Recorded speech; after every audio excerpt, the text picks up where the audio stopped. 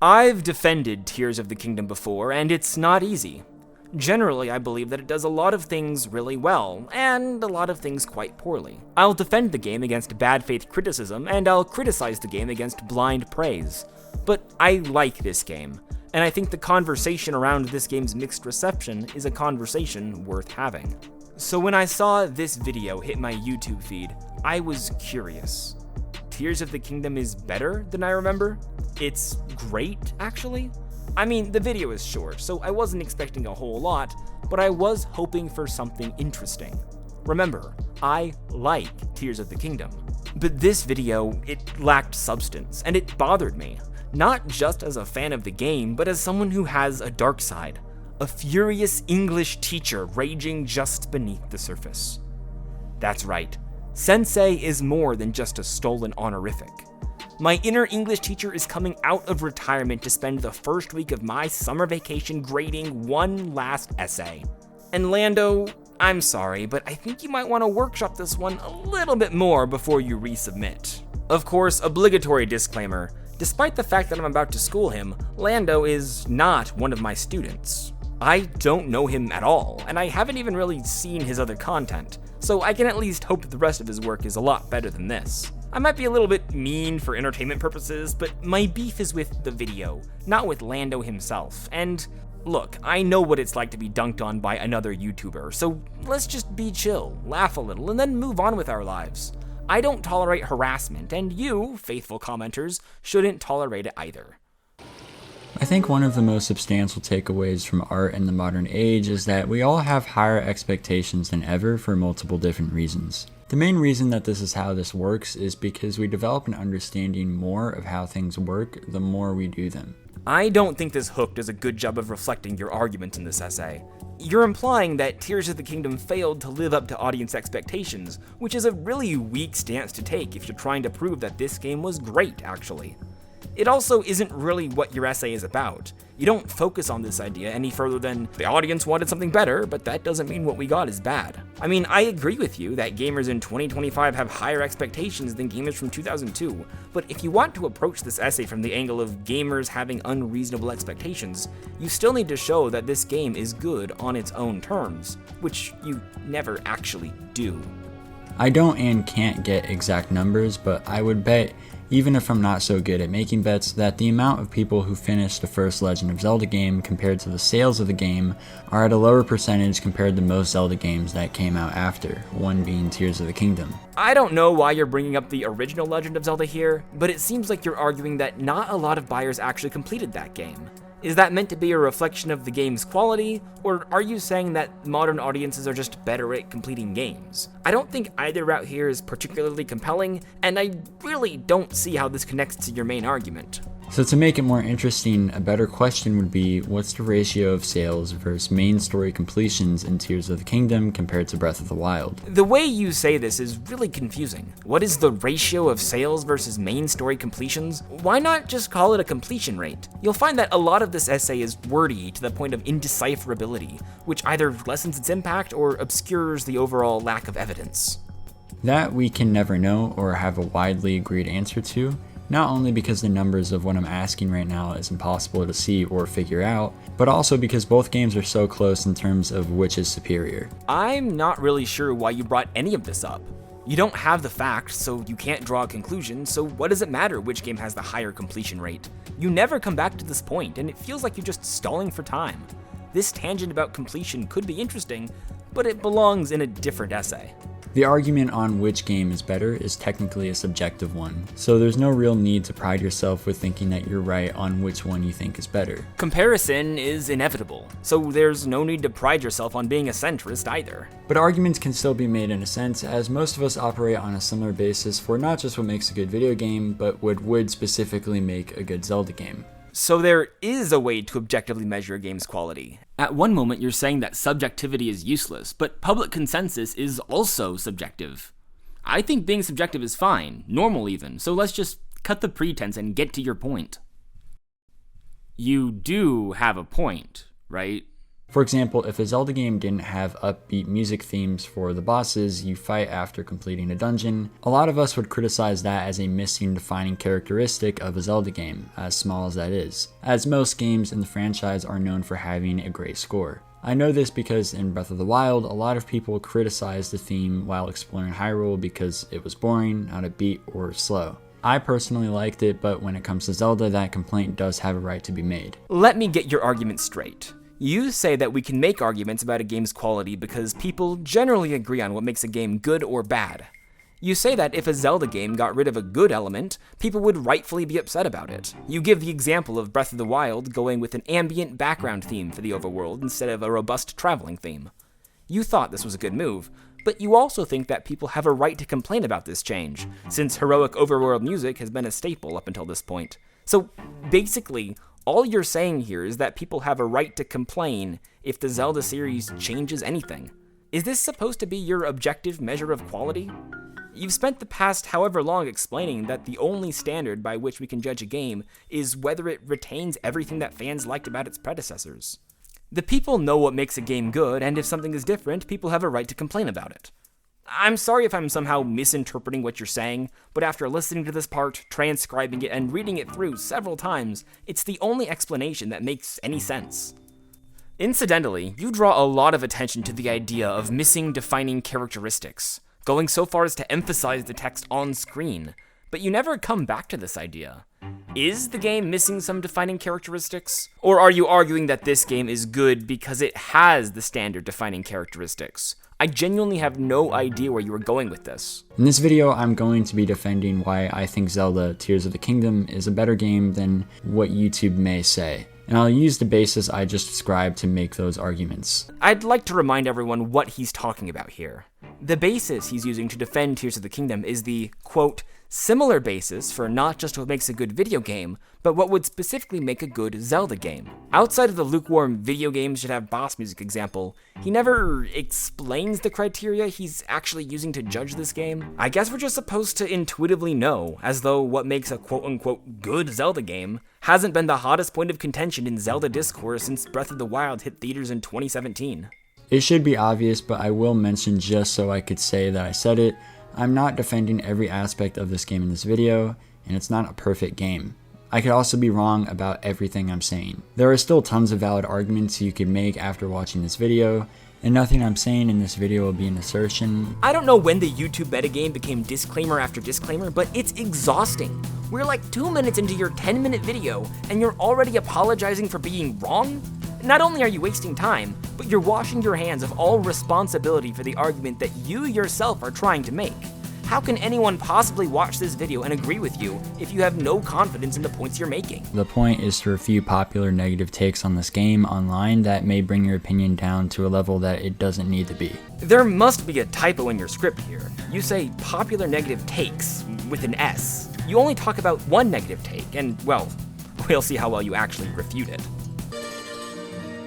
Calling Tears of the Kingdom a glorified DLC, which I've heard a lot more than you may think, as I've talked about this with a bunch of different people, is in of itself more of sloganeering than making an argument in the first place if the terms aren't defended. And this is just a tip for argumentation. If someone is sloganeering or saying something that sounds good but doesn't have any substance to the actual argument, you can point that out and why what they're saying is practically useless. Well, yes, 4 legs good, 2 legs bad can get quite reductive. But at the same time, slogans have their uses, especially when they embody a popular sentiment. Just look at the Nintendo DS's slogan, touching is good.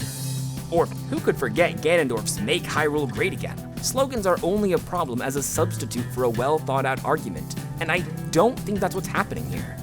When people feel that Tears of the Kingdom barely added anything of substance to the Hyrule of Breath of the Wild, they feel validated by the glorified DLC slogan.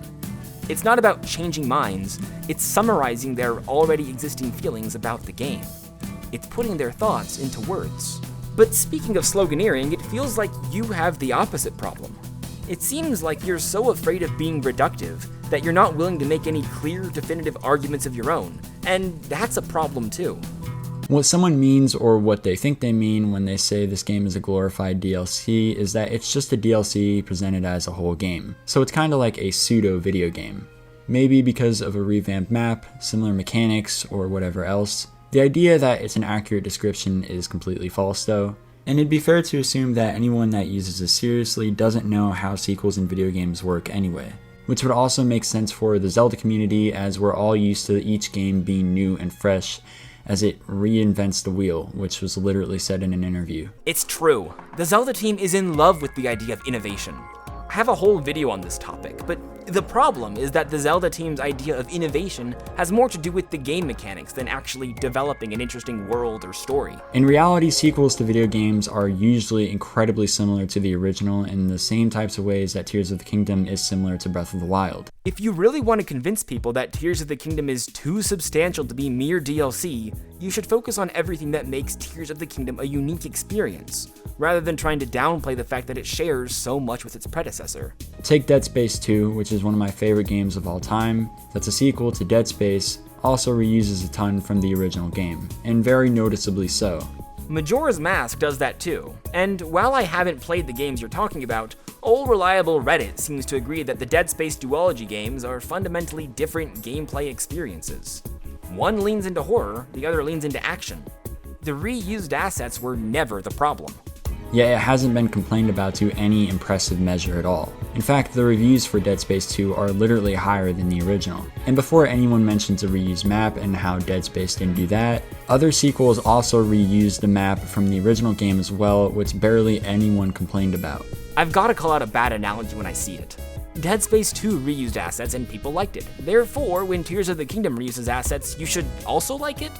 That's like saying that people loved 3D platforming when Mario Odyssey did it, so they should also like it when Balan Wonderworld does it. And you could absolutely argue Tears of the Kingdom changed more about its map than those other games. Not to mention that it added two whole entire other layers to the map, which is very similar to what Spider-Man 2 did, yet no one compared anything about that. Adding new areas to the map is like the second most common thing for DLC to do. Pokemon does it, Mario Kart does it, even Smash Bros does it. You've done nothing to beat the DLC allegations. This doesn't mean or prove that Tears of the Kingdom's map is good, but it does refute the idea that the game is a glorified DLC. Your title and thumbnail outright state that this game is supposed to be good, but you're admitting here that you're unable to prove it. If that's the case, why am I even watching this video? In reality, it's an imperfect but very well done direct sequel to a video game. And sequels like it have been made a million times before without nearly as much complaint, which is why it logically follows that Nintendo would take a similar path. Yep, famous do what everyone else is doing Nintendo. Famous for always doing what everyone else is doing. Look, some sequels are good, and some sequels are bad, but this is an insane level of whataboutism. Whether people complained before, that doesn't change whether it's worth complaining now. Also, we're like 45% of the way through your video and you haven't shown a single good thing about this game. Therefore, using the appeal that it's not as new as you wanted it to be, when they couldn't even upgrade the game technologically, doesn't conclude it would have made sense for them to have done it differently, as that would be a complete non sequitur. This sentence does not follow. It is perhaps the most confusing sentence I've ever encountered. I think you're saying that it would be a non sequitur to argue that Tears of the Kingdom is not as new as we wanted it to be. But the rest of the sentence is indecipherable. Are you saying they couldn't upgrade the game technologically? Because they did. They built Tears of the Kingdom in an entirely different engine from Breath of the Wild, which was necessary to make the new physics work properly. Then we get the baffling doesn't conclude, which is just muddying up the whole sentence. But putting all that aside, you're saying that this is a non sequitur. I wanted something different, so Nintendo should have made something different. But I don't think that's what people are saying. I think they think that Nintendo made something lazy and or bad. And it's not a non sequitur to speculate on what they could have done to make the game better. I, for some reason, made a really weird and nerdy analogy or comparison to Tears of the Kingdom using ethics and philosophy, which may be somewhat controversial. I sure hope this tangent is relevant to Tears of the Kingdom and not a pointless side quest with zero payoff. I tried not to give a one-sided view to what I'm saying. You're worried about a one-sided view? For how confident your title and thumbnail are, you'd expect this essay to take a strong stance on something. But so far, you haven't done any side of this argument justice. In ethics, utilitarianism is a theoretical system that proposes the idea that actions are morally right if they promote the greatest amount of good for the greatest amount of people. Lando is right about utilitarianism. That's what it is. Maximizing good for the most people. Unfortunately, he gets the next thing wrong, the repugnant conclusion. One argument you could make against this claim is that these two premises are contradictory, and this would be called the repugnant conclusion, which would be defined as so. You have one society with 1 million people at 100% happiness. If you could add specifically pre-existing people in other societies to yours to make the amount of people 2 million, but the happiness goes down 1% to 99, should you do that? If so, you've taken the good down a bit, but with a greater amount of people to compensate. I have a couple issues with this. You say we're adding specifically pre-existing people to society, but that's not how this thought experiment works at all. Utilitarianism is about creating the best outcome for the most people, so any pre-existing person that could be added to our society is already a part of it, as far as utilitarianism is concerned. Any other societies that we are comparing are purely hypothetical and do not interact with each other. It's a small issue, but pre-existing people makes this thought experiment seem more like an immigration question, which was never the point. And second of all, it's not a question of should we do that. The repugnant conclusion is meant to show how utilitarianism can go wrong if taken to its logical extreme. It's the bad ending. And I don't think you fully realize this, as we'll see in just a minute. The argument is attacking the idea that utilitarianism is a way to conclude if actions are morally wrong or right, since based on the premise I just gave, utilitarianism can't answer the question. Utilitarianism does answer the question. It's yes. Adding happy people to society is always the correct decision. Having a bazillion people with low quality of life is always better than having 1,000 people with high quality of life, according to utilitarianism, since the overall happiness is technically higher. The reason this is called the repugnant conclusion is that most people consider this to be a bad answer, but it is still an answer. And although I just gave a really weird philosophical example, things like this work like this in real life all of the time. And it just so happens that Tears of the Kingdom is one of those things if you really think about it. We want the most amount of ambition and the most amount of perfection, but it's impossible. In Tears, you could argue specifically that the game sacrificed too much perfection or quality for ambition. It's ambitious of you to make this claim while simultaneously not giving a single example of this game being ambitious. There's so much you could talk about here, but I'm not going to do your job for you. And just to clarify, the difference between sacrificing perfection for ambition and sacrificing quality for quantity is minor, but quantity in of itself isn't a good thing, without quality being present. Whereas even with perfection being absent, ambition, especially if it's a Zelda game, is even in of itself a good thing. Ambition does not make something good. Look at Concord, the most ambitious train wreck in gaming history. I can respect ambition, of course, but how ambitious is Tears of the Kingdom? The first thing I think of is the depths, an ambitious idea executed in the laziest way imaginable. What could have been a sprawling, intricate complement to the surface world of Hyrule is really just a simple inversion of the surface map, and was only greenlit for how relatively easy it would be to make. You could consider smaller games like, let's say, Iron Lung, for example, perfect in everything that it's trying to do. It's not very ambitious with it being a shorter game, only one tiny area to move around in, yet it works perfectly. I would also grant that it's not inherently an ambitious game, but it's very possible that it could have been an ambitious project for the original creator, as it would definitely be even more so for someone like me. With this being said, assuming what I just said was granted, would you say that Iron Lung is a better game than Tears of the Kingdom? I'm sure some of you said yes, but the chances are exceptionally low. Lando spends more time talking about other games than he spends talking about Tears of the Kingdom. Suffice it to say, flaws in a game can be necessary if you're making a game like Tears of the Kingdom, as long as it can be averaged out, which is sort of the connection to the repugnant conclusion that I brought up. You know that the repugnant conclusion is bad, right? Like it's repugnant because it feels deeply wrong to say that a society with 1,000 suffering people is better than a society with 12 happy people. Following your analogy, it feels repugnant to say that a game with 1,000 poorly executed ideas is better than a game with 12 perfectly realized ideas. One good video that just recently came out on this subject is called Why the Best Games Are Kinda Bad by Rasputin. He dives a little deeper into this idea, but I thought it'd be worth mentioning, as it's practically impossible to be as ambitious and perfect as we were all expecting when it comes to games like Zelda. Should I be watching his video instead? You could have just turned in your bibliography and saved me the trouble. Based on what I just said, if someone doesn't like the game, the best argument they could give is that Tears of the Kingdom just sacrificed too much perfection or equality for ambition. I don't know if this was meant to be the second popular negative take that you're refuting, but it's a total straw man. The biggest Tears of the Kingdom haters I know have much deeper complaints than this game was too ambitious to be good. It's more like, why is the story so bad? Why won't Rauru call me back? Why is there no... well, you know.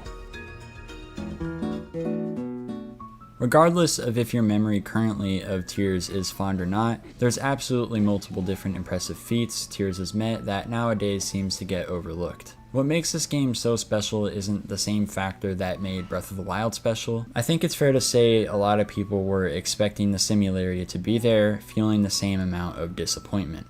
It would be really helpful if you explained what this factor is that made Breath of the Wild so special. It feels weird to introduce something like this without ever explaining what you mean by it.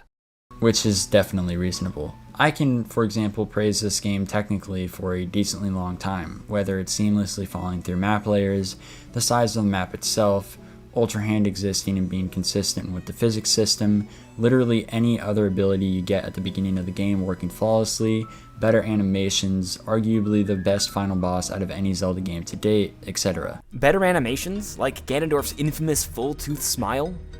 Anyway, I agree that the final boss is really cool, but it kind of sticks out of this list. Everything you mentioned is an incredible technical achievement, but you're only giving us one gameplay moment. I wouldn't mind this technical achievement section so much, except this is the only time in your entire essay where you give tangible evidence to support your thesis. Hell, I'll even settle for anecdotes, just give me something to latch onto. The main point being that the many positives that you can name about Tears of the Kingdom are specifically specific to Tears of the Kingdom. A lot of them aren't shared. I mean, that's true for most technical innovations, right? The coolest thing about Portal was the Portal gun, which was, as Lando puts it, specifically specific to Portal when it came out. But it's not unique anymore. Other games have used portals to great effect. And as innovative as Tears of the Kingdom seems now, it's not going to last forever. As time passes, other games are going to adopt the unique technology of Tears of the Kingdom. And what's left? One epic boss fight? If you want to change hearts and minds, you need to consider this game's effect as a whole, not just the neat coding that holds it together. You can absolutely criticize, and I don't discourage it at all. In fact, I think a lot of the criticisms on YouTube are very helpful and make a ton of good points that aren't worth trying to refute because they are right. It's just that the common rhetoric is to act like those flaws ruined this game. Those flaws ruined the game? Which flaws are we talking about here? Yes, this game has flaws, which you acknowledge, but refuse to talk about. But you keep on bringing this up like you're apologizing for thinking this game is fun? If you really want to refute the popular negative takes about this game, like you said this video was supposed to be about, you might consider discussing the specific issues people have with this game? The issues that you yourself acknowledge are there, but refuse to dig into? At least that's what I've seen on the internet, as it feels like no one appreciates it anymore. I can't necessarily convince you to like it more. I think disliking it or not having fun with it is completely fine, and that happens to all of us with video games all the time. So why are we here? But that's not what I'm referring to. It has more to do with appreciating what the game did as much as depreciating it, or even more. But you haven't talked about what this game did. What am I supposed to appreciate? A bit of interesting code? You talked about how this game isn't DLC because other games have reused maps before, but you never explain what this game does to stand on its own. You talked about how this game's ambition more than made up for its lack of perfection, but you don't give a single example of this game breaking the mold. And then you spend a few seconds rattling off technical innovations, without explaining how those affected the game experience as a whole. This video does not do what it promised it would do, and unfortunately has nothing positive to say about the game it's based on. If you think that your experience is that you had fun originally and then saw videos that change your mind or lessen your feelings for the game, I'd recommend replaying the game just to see what's really being criticized. I think for a lot of you, it will be better than you remember. It certainly was for me. This is the most interesting part of your essay, and it's a shame that you buried it at the end. There's a really strong narrative here that could have been the basis for a fantastic video essay. You liked Tears of the Kingdom. You played it and thought it was fun. But then you put the game down and allowed time to march onward. You started to lose sight of how you originally felt. and you started seeing essays pop up in your feed, arguing that Tears of the Kingdom is bad, actually, or messy, or incomplete. And you realized they were making some good points. It was difficult to remember why you liked it in the first place, but you decided to see for yourself. Is this game as fun as I remembered? You put the cartridge into the Switch, you booted up a new file, and you started playing. And somehow, magically, the game was still good. Something about the world was able to draw you back in. You were having fun. Despite the criticism, despite the apparent dwindling public opinion of this game, you found yourself falling in love with the world all over again. Yes, you see its flaws, but you also see its strengths. This game isn't all bad, it's great, actually. Tears of the Kingdom is better than you remember. There's nothing to defend here. There's no ground worth conceding. Your opinion can be nuanced and unapologetic. This video could be a love letter to Tears of the Kingdom, a game that you clearly love. But it's not. It's a rough draft of a video that's trying to be everything, and in a roundabout way, it does nothing. It's kind of like Tears of the Kingdom in a sense. Lots of ambition at the cost of perfection. I'd rather have a video do one thing really well than try to do 100 things poorly. Anyway, that's enough grading for me. Next time, try a stronger thesis that you can defend with confidence. You clearly care a lot about your craft, and you've been making videos consistently for quite a while. I respect that a lot. Nothing in this video is meant as a personal attack. I've been on the receiving end of this kind of criticism before, and the worst part of it was the swarm of commenters who take everything a little bit too seriously. It's really not that serious. But if you feel like I misrepresented anything, or if you just like to clarify any of your points, I would like to hear your thoughts.